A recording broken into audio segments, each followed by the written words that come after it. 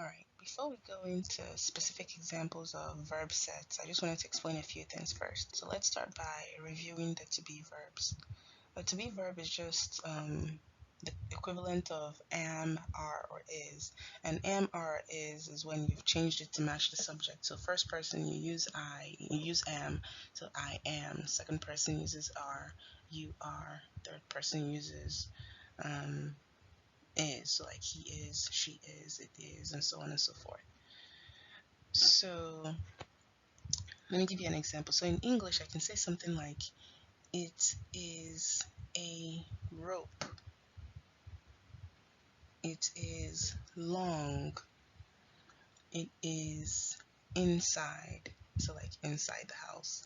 You can notice I used is for all those three statements. To name the rope, it is a rope. To describe the rope, it is long, and to locate the rope, it is inside the house. In Igbo, all ises, to coin a phrase here, I'll say all ises are not the same. To make that same statement or those same statements in Igbo, I cannot use something, the same verb and say is.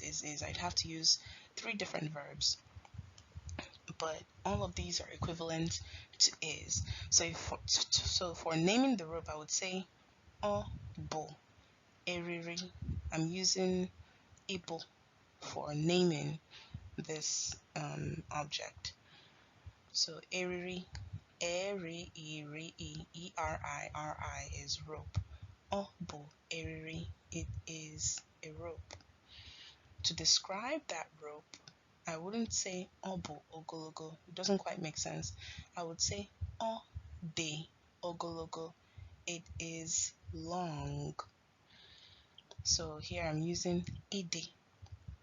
And then to say where the rope is, to locate that rope, I would say ono nime, like ono nime olo. It is inside the house. So you can see how obo eriri, it is a rope. Odi ogologo, it is long, and ono nime olo, it is inside the house.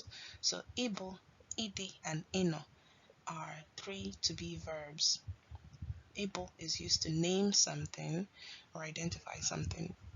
Ide is used for description, and ino is used for location.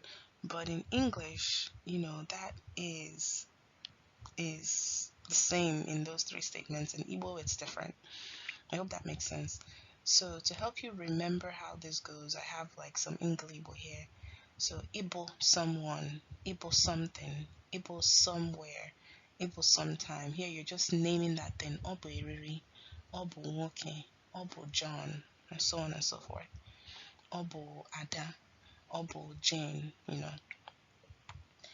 For description, you wouldn't say obo that thing. Obo is more like you're naming that thing. For description, you say ode.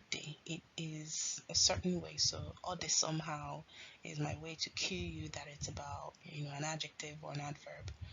And then in or somewhere is my way to cue you about location. So Ibo, someone, something, somewhere, or sometime is just to name that thing. It is somehow is to describe that thing, and in or somewhere is to locate that thing.